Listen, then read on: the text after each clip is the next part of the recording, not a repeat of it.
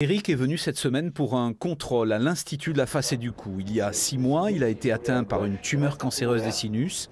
Et ce matin, les résultats sont bons. Après 2 traitements, il est en rémission. Avec la radiothérapie, ça Ça a marché. a marché très bien. Ouais.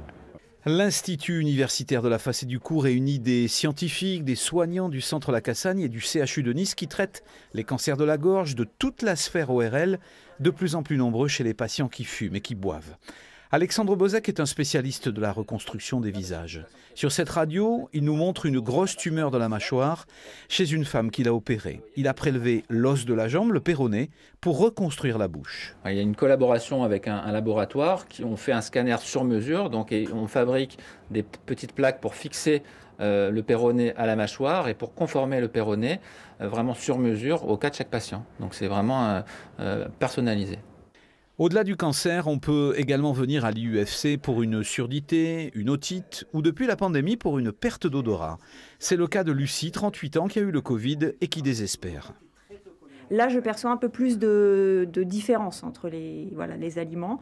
Mais moi, ce qui manque le plus, c'est l'odeur de mes enfants parce que je les sens toujours pas comme avant, quoi. C'est ce qui manque le plus. Malheureusement, il n'y a aucun traitement car des neurones dans le cerveau ont été touchés par le Covid.